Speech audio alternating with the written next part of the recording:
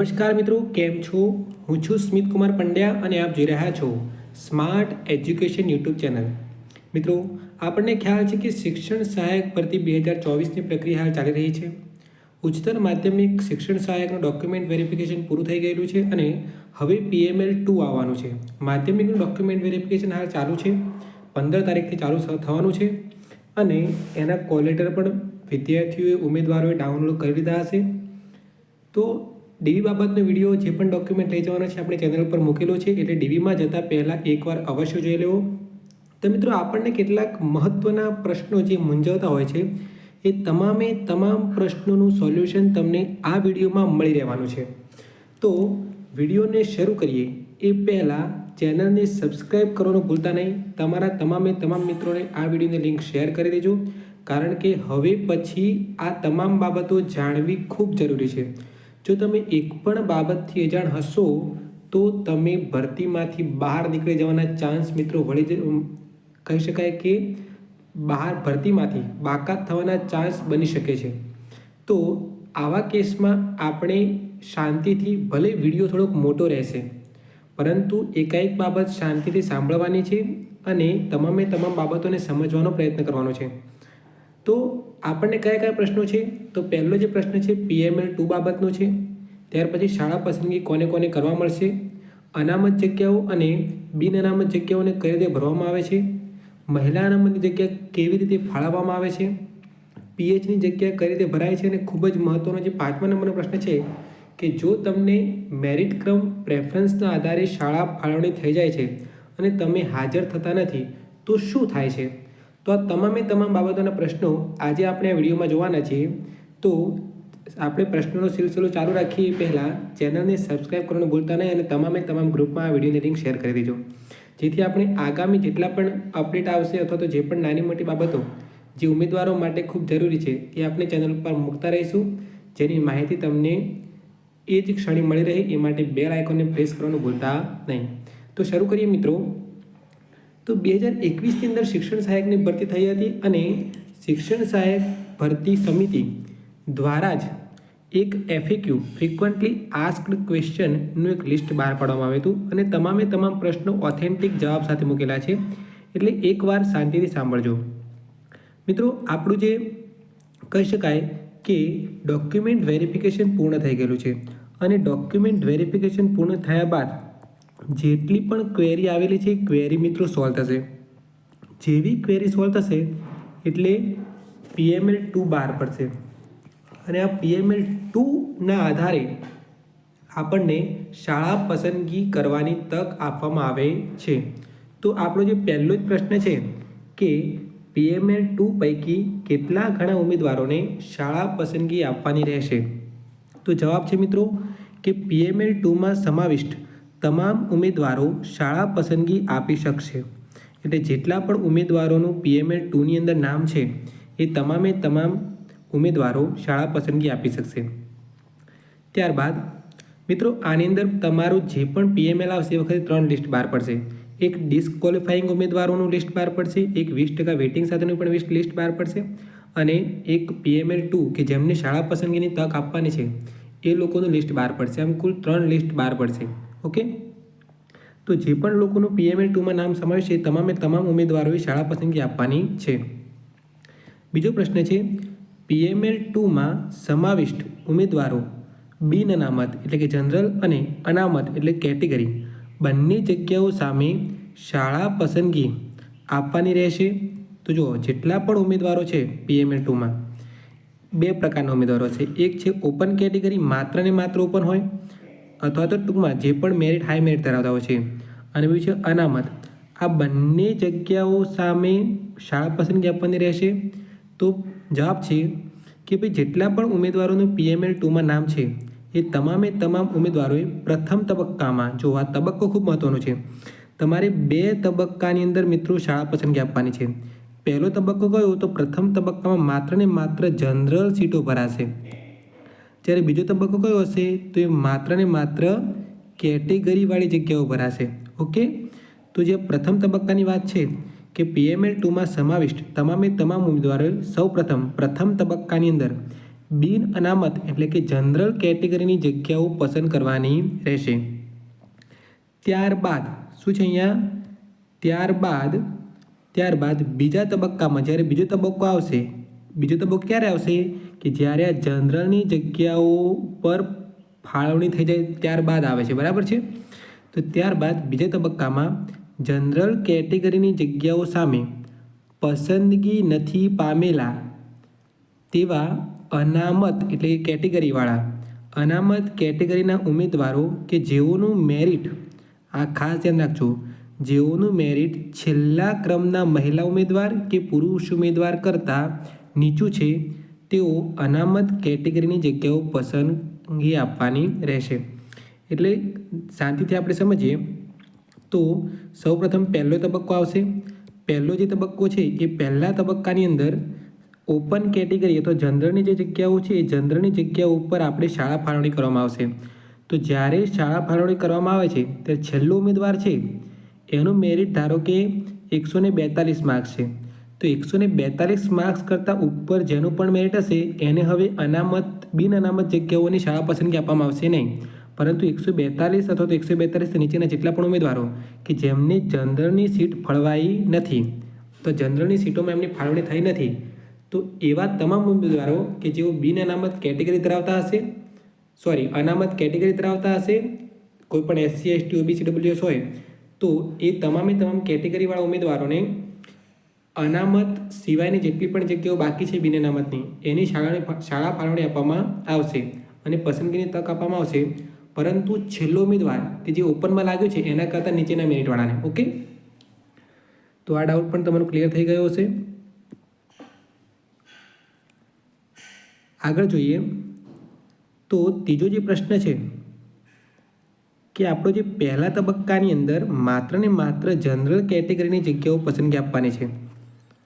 તો પ્રથમ તબક્કામાં બિન અનામતની જગ્યાઓ સામે શાળા પસંદગી આપ્યા બાદ બિન અનામતની જગ્યાઓ સામે શાળા ફાળવણી ન પામનારા તમામ અનામત કેટેગરીના ઉમેદવારોને ફરીથી અનામતની જગ્યા સામે શાળા પસંદગી આપવામાં આવશે કે કેમ, આ ધ્યાન રાખજો ને. શું કહે છે અહીંયા, પહેલો જે તબક્કો છે એ જનરલ કેટેગરીની જગ્યાઓ સામે શાળા પસંદગી એ પૂર્ણ થઈ ગયા બાદ બિન અનામતની જગ્યાઓ સામે શાળા ફાળવણી ન પામનાર તમામે તમામ અનામત કેટેગરીના ઉમેદવારોને ફરીથી અનામતની જગ્યા સામે શાળા પસંદગી આપવામાં આવશે કેમ, તો જવાબ છે મિત્રો ના. કેમ, તો તમને એનો જવાબ નીચે મળશે. નીચે શું છે તો બિન અનામતની જગ્યાઓ સામે શાળા ફાળવણી ન પામનારા અનામત કેટેગરીના ઉમેદવારો કે જેઓ બિન અનામત જગ્યાઓ માટે મર્યાદિત જગ્યાઓ માટે શાળા પસંદગી આપશે અને તેના લીધે તેઓએ પસંદગીની શાળા નહીં મળે તો તેઓનું મેરિટ તેઓના વિષયના બિન અનામત સંવર્ગના જગ્યાઓ સામે પસંદગી પામેલા છેલ્લા ક્રમના મહિલા કે પુરુષ ઉમેદવાર કરતાં ઊંચું હશે તો તેઓ ભરતી પ્રક્રિયામાંથી બાકાત થઈ જશે અને બીજા તબક્કાઓમાં તેમને શાળા પસંદગી આપી શકશે નહીં. ટૂંકોને ટચ વાત કરું તો સૌપ્રથમ મિત્રો જનરલની જગ્યાઓ પર હશે. આ જનરલની ધારો કે 20 જગ્યાઓ હોય તો 20 જગ્યાઓ ઉપર તમારે શાળા પસંદગી આપવાની છે. ધારો કે ઓપનનો પહેલો તબક્કો છે એમાં તમે ધારો કે 5 જ શાળા પસંદ કરેલી છે અને 5 શાળા પસંદગી કર્યા બાદ 20માંથી તમે માત્ર ને માત્ર 5 શાળા પસંદ કરી અને 5માંથી તમને એક પણ જગ્યા મળતી નથી અને ત્યાર પછી જો આવું થશે, જો તમે બધી જગ્યા પસંદ કરતા નથી, માત્ર 5 જગ્યા પસંદ કરો છો અને એ તમારા મેરિટના ધોરણે તમને મળવાપાત્ર થતી નથી, તો એવા સમયે તમારું મેરિટ ભલે ઊંચું મેરિટ હોવા છતાં તમને કેટેગરી હોય તેમ છતાં પણ તમને બીજા તબક્કામાં શાળા પસંદગી આપવામાં આવશે નહીં. ખ્યાલ આવી ગયો? તમારે જ્યારે જનરલ રાઉન્ડ હોય ત્યારે તમામે તમામ જગ્યાઓ પસંદ કરવાની રહેશે.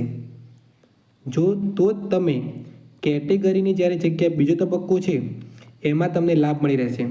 જો તમે તમામે તમામ જગ્યાઓ ઓપન રાઉન્ડમાં પસંદ કરી છે તેમ છતાં તમને જો જગ્યા મળતી નથી તેવા જ કેસમાં તમને બીજા તબક્કામાં કેટેગરીની જગ્યા છે એમાં તમને તક મળશે, બાકી મળશે નહીં. જો તમે એમાં 5 જગ્યાઓ પસંદ કરો છો અને પછી એમ વિચારો છો કે ભાઈ મારે આ કેટેગરી છે એટલે ઓપનમાં મારે નથી જવું, કેટેગરીમાં જવું છે એટલે હું કેટેગરીના બીજા તબક્કામાં પસંદ કરીશ, પણ મિત્રો એવું થશે નહીં. જો તમને ઓપનમાં મળતી નથી તેવા જ કેસમાં તમે કેટેગરીનો લાભ લઈ અને બીજા તબક્કામાં શાળા પસંદગી કરી શકશો. ભલે મેરિટ ઊંચું હશે પણ લિમિટેડ શાળા પસંદ કરીને મળતી નથી ઓપનમાં, તો તમને કેટેગરીની જગ્યાઓ સામે પસંદગી આપવામાં આવશે નહીં. ઓકે.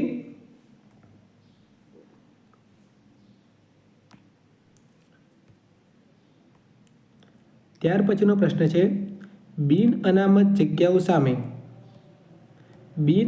જગ્યાઓ સામે શાળા પસંદગી આપવા માટે કયા ઉમેદવારોને કઈ જગ્યા બતાવવામાં આવશે? તો મિત્રો પહેલી જ વાત, જ્યારે આપણને શાળા પસંદગી છે એ ઓનલાઈન પસંદગી આપવાની છે. ઓનલાઈન પસંદગી તમે તમારા પોર્ટલમાં જવાનું છે, એમાં લોગિન કરવાનું છે અને લોગિન થયા બાદ તમને જે લાગુ પડતી કેટેગરીની જગ્યા છે, લાગુ પડતા વિષયની જગ્યાઓ છે, એ જ જગ્યાઓ તમને તમારા પોર્ટલમાં બતાવવાની છે. બરાબર છે? તો કઈ કઈ જગ્યાઓ તમને બતાવવામાં આવશે અને કઈ બતાવવામાં નહીં આવે એનો આ જવાબ છે. તો જગ્યાનો પ્રકાર જોવા જઈએ તો જગ્યાઓ 3 પ્રકારની છે. એક સામાન્ય જગ્યાઓ છે, બીજી મહિલા અનામત જગ્યાઓ છે અને ત્રીજી PH અનામત જગ્યાઓ છે. સામાન્ય જગ્યાઓ છે મિત્રો, એ કોને બતાવશે? તો જેટલા પણ લોકો છે એ તમામ ઉમેદવારોને સામાન્ય જગ્યાઓ બતાવશે. મહિલા અનામત કોને બતાવશે? તો જે મહિલાઓએ જ્યારે ફોર્મ ભરાયું એ વખતે ફિમેલ રિઝર્વેશનનો ઓપ્શનમાં યસ આપેલું હશે એ જ મહિલાઓને મહિલા અનામતની જગ્યાઓ બતાવશે. પરંતુ જો પુરુષ હશે તો એને આ મહિલા અનામતવાળી જગ્યાઓ બતાવવાની નથી. અને જે મહિલાઓએ મહિલા ઓપ્શનમાં ના આપેલું હશે, નો, એ લોકોને પણ મહિલા અનામતની જગ્યા બતાવવાની નથી. ઓકે. PH અનામત કોને મળશે? તો માત્ર PH ઉમેદવારો તરીકે જેણે ફોર્મ ભરેલું હશે એને જ માત્ર PHની જગ્યાઓ બતાવવામાં આવશે, જે શાળા બતાવવામાં આવશે. ઓકે. તો આગળ જોઈએ હવે કે ઉમેદવારોનો પ્રકાર અને કયા ઉમેદવારને કઈ જગ્યા જોવા મળશે એની વાત કરીએ. તો PH સિવાયના પુરુષ ઉમેદવારો છે તો એમને માત્ર PH સિવાયની સામાન્ય જગ્યાઓ બતાવશે. કારણ કે ધારો કે સામાન્ય જગ્યાઓ હશે એમાં પણ પાછી રિઝર્વેશન PH હશે, એમાં પણ મહિલા અનામત હશે. તો ધારો કે 10 જગ્યાઓ છે એમાં એક PHની જગ્યા હોય તો જે PH ઉમેદવારો છે એને 10 શાળાઓ બતાવશે, પરંતુ જે PH સિવાયના ઉમેદવારો છે એને માત્ર 9 શાળા બતાવશે. ઓકે. ત્યાર પછી છે PH સિવાયની ફિમેલ રિઝર્વેશનમાં નો આપનાર મહિલાઓ છે એમને પુરુષ ઉમેદવારની જેમ જ PH સિવાયની સામાન્ય જગ્યાઓ જ બતાવવામાં આવશે. ઓકે. ત્યાર પછી PH સિવાયની ફિમેલ રિઝર્વેશનમાં જે મહિલાએ યસ આપેલું હશે રિઝર્વેશન માટે, મહિલા અનામત માટે, એ લોકોને PH સિવાયની તમામ આપશે. કેમ? કારણ કે મહિલા છે પરંતુ PH નથી. PH હોય તો PH સાથેની જગ્યા બતાવે, પણ PH ના હોય તો PHની જગ્યાઓ નહીં બતાવે, પરંતુ મહિલા અનામત સાથેની તમામ સામાન્ય જગ્યાઓ બતાવશે. ઓકે. PH ઉમેદવાર હશે પરંતુ પુરુષ છે તો એને મહિલા અનામત જગ્યાઓ નહીં બતાવે, પરંતુ પુરુષની તમામ સામાન્ય જગ્યાઓ બતાવશે. ખ્યાલ આવી ગયો? પછી છે PHની ફિમેલ રિઝર્વેશન નો આપનાર મહિલા છે, PH છે, પરંતુ મહિલા અનામતમાં એણે નું આપેલું છે તો એને પુરુષની જેમ સામાન્ય જગ્યા જોવા મળશે અને PHની જગ્યા પણ જોવા મળશે. ત્યારબાદ છે PHની ફિમેલ રિઝર્વેશનમાં યસ આપનાર મહિલાઓ. તો જે લોકો મહિલા પણ છે અને PH પણ છે અને મહિલા અનામત તરીકે યસ આપેલું છે, તો એવી મહિલાને તમામ જગ્યાઓ પસંદગી માટે બતાવવામાં આવશે. તો આ જે વિડીયો છે એના થકી તમને મોટા ભાગના ડાઉટ ક્લિયર થઈ જશે. એટલે ચેનલને સબસ્ક્રાઈબ કરવાનું ભૂલતા નહીં, કારણ કે આપણે આવી નવી માહિતી આપણે આપતા રહીએ છીએ. ઓકે. ત્યાર પછી છે જે તે વિષય અને માધ્યમના ઉમેદવાર માટે ઉપલબ્ધ તમામ જગ્યાઓ માટે 100% શાળા પસંદગી આપવી ફરજિયાત છે. હવે ધારો કે મારો મેરિટ નંબર 4થા નંબરનો મારો મેરિટ ક્રમ છે, જગ્યાઓ 100 છે, તો શું મારે 100 જગ્યાઓ ઉપર પસંદગી આપી શકું? તો જરૂરી નથી. તમારી ઈચ્છા હોય તો તમે 100 જગ્યાઓ ઉપર પસંદગી આપી શકો છો. ઈચ્છા ના હોય તો હું 4 જગ્યાઓ પણ પસંદ કરી શકું છું, 5 પણ પસંદ કરી શકું, 50 પણ પસંદ કરી શકું ને 1 પણ ના કરું તો બી ચાલશે. તો તમે ભરતીમાંથી બાકાત થઈ જશો. બરાબર છે. એટલે તમારે બધી જગ્યાઓ પર પસંદગી આપવી ફરજિયાત નથી. પરંતુ જો પસંદગી ના આપો તો શું થશે? મેરિટ ક્રમ પ્રેફરન્સના આધારે જગ્યા ના મળે તો તમે ભરતીમાંથી બાકાત થઈ જશો. આટલું યાદ રાખવાનું છે. તો તમને જોવા મળે છે કે ભાઈ દરેક ઉમેદવારે ઉપલબ્ધ તમામ જગ્યાઓ ઉપર શાળા પસંદગી આપવી ફરજિયાત નથી. ઓકે. આ ભરતી પ્રક્રિયામાં આપે 100% શાળાઓની પસંદગી કરવી એવું ફરજિયાત નથી. આપ એક પણ શાળા પસંદ ન કરવા માગતા હોય તો પણ ચાલશે. એક કે એકથી વધુ શાળા અને વધુમાં વધુ તમામ શાળાઓ પસંદ કરી શકશો. પરંતુ અગાઉ ડોક્યુમેન્ટ વેરિફિકેશન સમયે આપને આપેલ પત્રમાં જણાવ્યા મુજબ આપે શાળા પસંદગી ખૂબ જ કાળજીપૂર્વક કરવી જરૂરી છે. આપણને હાલ આપ્યું નથી, પરંતુ હાલ વિડીયો થકી તમને એ પત્ર બતાવી દઈશ. ઓકે. ભવિષ્યમાં ઉદાહરણ તરીકે, જો કોઈ ઉમેદવાર મર્યાદિત સંખ્યામાં શાળાઓ પસંદ કરે છે અને તેણે પસંદ કરેલી શાળાઓ મેરિટ કમ પ્રેફરન્સમાં તેઓનાથી ઊંચા ઉમેદવારને મળી જાય છે, લિમિટેડ શાળા પસંદ કરી હોય અને એનાથી આગળના મેરિટવાળી શાળા મળી જાય છે, તો એ પહેલા ઉમેદવારને મળવાપાત્ર થતી નથી. તો તેવા કિસ્સામાં તે ઉમેદવારને એક પણ શાળા મળશે નહીં અને પસંદગી યાદીમાં તેનું નામ આવશે નહીં, જેની જવાબદારી જે તે ઉમેદવારની રહેશે. અનામત સંવર્ગના ઉમેદવારોએ પણ હાલ બિન અનામત જગ્યાઓ માટે કાળજીપૂર્વકની પસંદગી આપવાની રહેશે. જો આવા ઉમેદવારો મર્યાદિત જગ્યાઓ માટે પસંદગી આપશે અને તેના લીધે તેઓને શાળા નહીં મળે તો તેઓનું મેરિટ તેઓના વિષયમાં બિન અનામત સંવર્ગની જગ્યાઓ સામે પસંદગી પામેલા છેલ્લા ક્રમના મહિલા ઉમેદવાર કે પુરુષ ઉમેદવાર કરતાં ઊંચું હશે તો તેઓ ભરતી પ્રક્રિયામાંથી બાકાત થઈ જશે. તેમજ હવે પછીની અનામત કેટેગરીની જગ્યાઓની શાળા પસંદ કરી શકશે નહીં. ટૂંકમાં શું કહે છે? જો તમે જનરલની જગ્યાઓના પહેલા તબક્કામાં તમામ શાળાઓ પસંદ કરતા નથી અને તમને કોઈ શાળા પણ મળતી નથી અને બધી જગ્યાઓ તમે પસંદ કરી નથી, તો એવા સમયે તમે બિન અનામતનો જે બીજો તબક્કો આવશે કે જેમાં માત્ર કેટેગરીની જગ્યાઓની પસંદ કરવાની છે, એમાં તમને લાભ મળશે નહીં.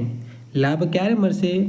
તો જે ઉમેદવારોએ તમામ જગ્યાઓ પહેલા તબક્કામાં પસંદ કરેલી હશે, એ તમામ જગ્યાઓ પસંદ કરવા છતાં તમને શાળા મળતી નથી, તેવા જ કેસમાં જો તમે કેટેગરીનું સર્ટિફિકેટ ધરાવતા હોવ અને કેટેગરીના આધારે તમે ફોર્મ ભરેલું હશે તો તમને બીજા તબક્કામાં કેટેગરીની જગ્યાઓ પર શાળા પસંદગી આપવામાં આવશે, જે તે કેટેગરીની અંદર જ. બરાબર છે.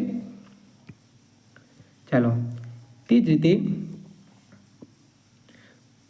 મહિલા ઉમેદવારો માટે મહિલા અનામતની જગ્યા પર જવાનો વિકલ્પ આપનાર મહિલા ઉમેદવારો તમામ જગ્યાઓ પૈકી કોઈપણ જગ્યા પર પોતાની પસંદગી આપી શકશે. જે મહિલા છે એને સામાન્ય જગ્યાઓ એટલે કે મહિલા અને પુરુષની ભેગી જગ્યાઓ છે એ પણ બતાવવાની છે. જે પણ જગ્યાએ પસંદ કરે છે એને પસંદગી આપી શકશે. પરંતુ મહિલા અનામતની જગ્યા પર મહિલાઓને મૂકવી ફરજિયાત હોય જો કોઈ કિસ્સામાં મહિલા અનામતની એક જગ્યા બાકી હોય અને ફરીથી જોઈ લઈએ,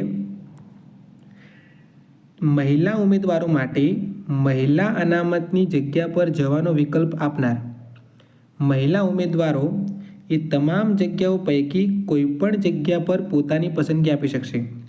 પરંતુ આ કેસ સાંભળજો કે મહિલા અનામતની જગ્યા ઉપર મહિલાઓને મૂકવી ફરજિયાત હોય છે. જો કોઈ કિસ્સામાં મહિલા અનામતની એક જગ્યા બાકી હોય અને બે મહિલા ઉમેદવારો કે જેઓએ મહિલા અનામતની જગ્યા પર જવાનો વિકલ્પ આપ્યો હોય તે પૈકી ઊંચા મેરિટવાળા મહિલા ઉમેદવારને મહિલા અનામતની જગ્યાની પસંદગી નહીં આપી હોય તો તેવા કિસ્સામાં તેનાથી નીચા મેરિટવાળા મહિલા ઉમેદવાર કે જેણે મહિલા અનામતની જગ્યાની પસંદગી આપી હશે તેને જ જગ્યા મળશે, જ્યારે ઊંચા મેરિટવાળી મહિલા બાકાત થઈ જશે. જો બે મહિલાઓ છે, એક મહિલા છે એનું મેરિટ વધારે છે, બે મહિલાઓ છે, એકનું મેરિટ 145 છે, બીજું મેરિટ 140 છે. પરંતુ જ્યારે શાળા પસંદગી આવી ત્યારે આણે પણ મહિલાની અંદર યશ આપ્યું હતું, આણે પણ મહિલા અનામતમાં યશ આપ્યું હતું. પરંતુ જ્યારે શાળા પસંદગીની વાત આવી ત્યારે જે 145 વાળી છે એણે મહિલા અનામતવાળી જગ્યા પસંદ કરી જે શાળા હતી એ શાળા પસંદગી મહિલા અનામતવાળી પસંદ કરી નહોતી.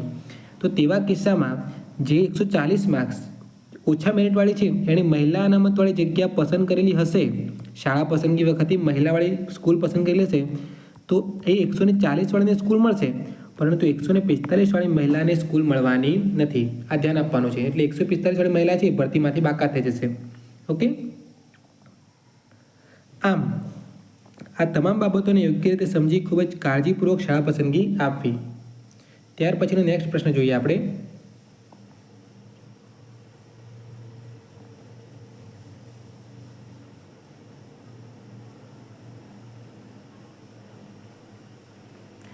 મહિલાઓને શાળા ફાળવણી કેવી રીતે આપવામાં આવે છે?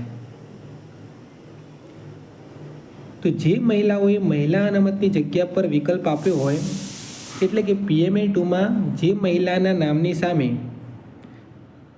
ઇઝ ફિમેલ ઓપ્શનવાળા ઓપ્શનમાં યસ આપેલું હોય તેવી જ મહિલાઓને મહિલા અનામતની જગ્યાઓ જોવા મળશે. ઓકે. ઉદાહરણ તરીકે કોઈ વિષયમાં કુલ 50 જગ્યાઓ છે, તે પૈકી મહિલા અનામતની 7 જગ્યાઓ છે. કેટલી છે? કુલ 50, એમાં મહિલાઓની 7 જગ્યાઓ અનામત છે.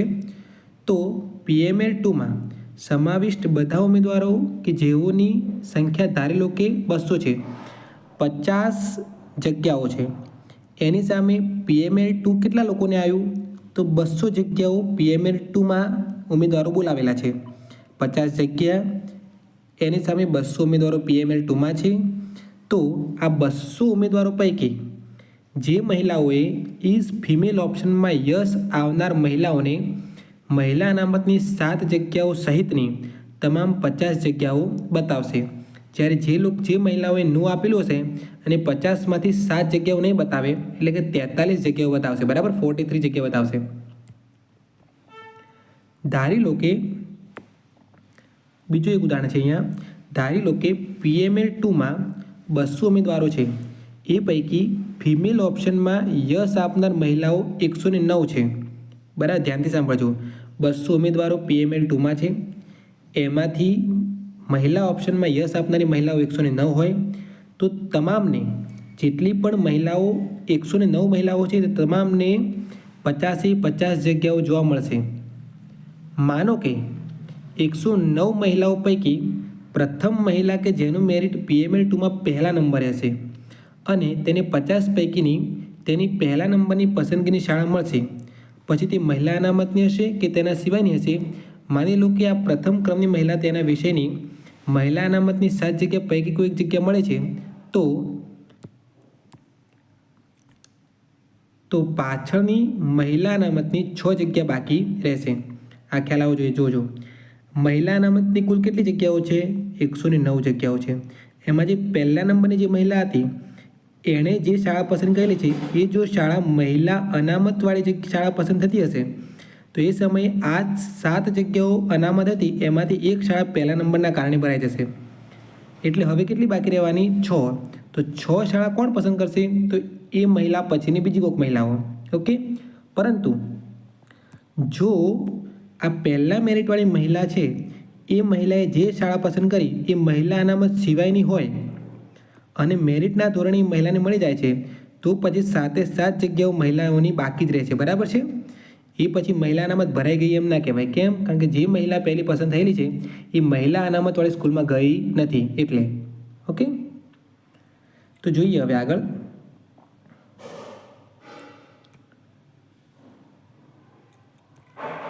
મહિલા અનામતની 6 જગ્યા બાકી રહેશે. બરાબર છે. આ રીતે ફાળવણી કરતાં 50 પૈકીની કુલ 50 જગ્યાઓ હતી, એમાંથી 43 જગ્યાઓ પર ઉમેદવારો ફળવાઈ ગયા પછી કોમ્પ્યુટર પ્રોગ્રામ ચેક કરશે કે મહિલા અનામતની 7 જગ્યા પર મહિલા ઉમેદવારો ફળવાઈ ગયા છે કે કેમ.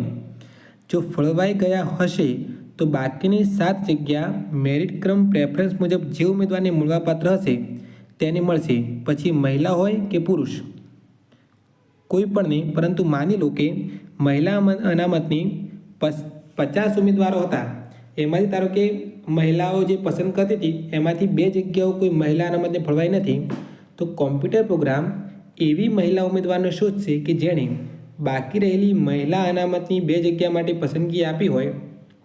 માની લો કે આ શોધ દરમિયાન પ્રોગ્રામને એવી 3 મહિલાઓ મળે છે કે જેમણે મહિલા અનામતની જગ્યા પસંદ કરી નથી, તો પ્રોગ્રામ એવી મહિલાઓને મેરિટ ક્રમ પ્રેફરન્સમાં મહિલા અનામત સિવાયની બાકી રહેતી જગ્યા ફાળવશે. અન્યથા એવી મહિલાઓને બાકાત કરી તેના પછી મેરિટમાં આવતી એવી મહિલા કે જેણે યસ આપેલું હશે ફાળવશે. બરાબર છે. મહિલા પછી આવતી એવી મહિલાની જગ્યા ફાળવશે કે જેમણે જે તે બાકી રહેલી 2 જગ્યાઓ માટે પસંદગી આપેલી હોય. હવે મેરિટમાં આવતી હોય પરંતુ એણે મહિલામાં યસની જગ્યાએ નો આપેલું હોય તો એને પસંદગી કરવાની નથી, તો એને પછી સામાન્ય જગ્યા પર જ પસંદગી મળશે. પરંતુ એના પછીની જેમણે યસ આપેલું હશે એ લોકોને બાકીની જગ્યા ફાળવવામાં આવશે. પરંતુ જો એક પણ મહિલા આવી મહિલા અનામતની જગ્યા પસંદ નહીં કરે તો તેવી જગ્યાઓ ખાલી રહેશે. જોવા અહીં આપેલું છે મહિલા અનામતની 50માંથી 7 જગ્યાઓ અનામત હતી. જો આ 7 જગ્યાઓ પૈકી શું કહેવાય કે કોઈ જગ્યા પર 1 કે 2 જગ્યાઓ પર કોઈ મહિલા મળતી જ નથી, તેવી સમયમાં એ જગ્યા ખાલી રહેશે.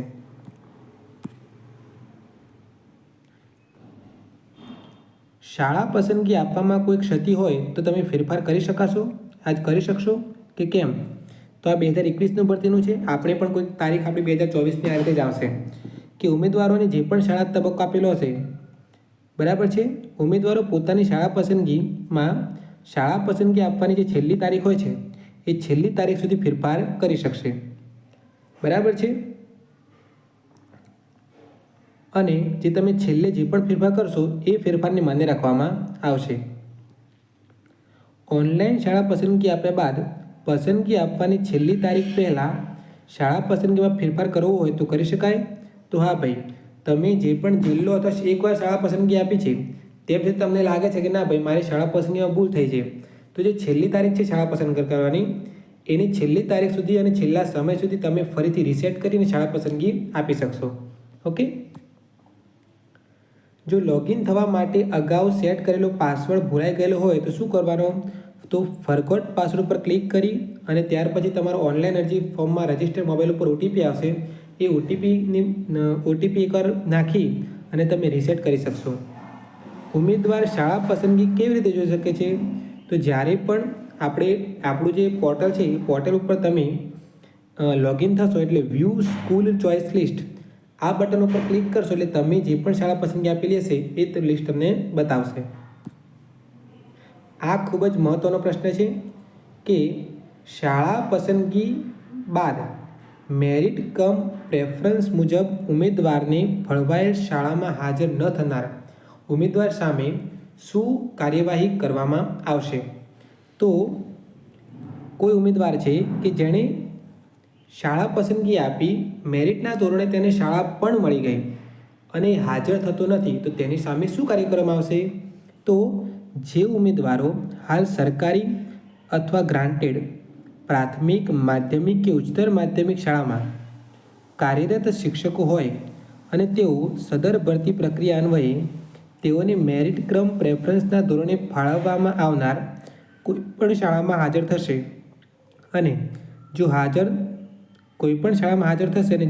નહીં થાય તો બાળકોના શૈક્ષણિક કાર્ય સુધારણાના હેતુથી સરકારશ્રી દ્વારા હાથ ધરવામાં આવેલ ભરતી પ્રક્રિયાની સુચારુ કાર્યવાહીમાં અવરોધ ઊભો કરવા તેમજ બેરોજગાર ઉમેદવારોને રોજગારીથી તકથી વંચિત રાખી સરકારશ્રીના શિક્ષિત નાગરિકોને રોજગારી પૂરી પાડવાના લક્ષ્યમાં અવરોધ ઊભી કરવામાં તેઓને પોતાના માસિક પગારમાંથી 5,000 રૂપિયા 40 મહિના માટે કુલ 2 લાખ રૂપિયા સરકારશ્રીના સંબંધિત સદરે જમા કરવાના રહેશે.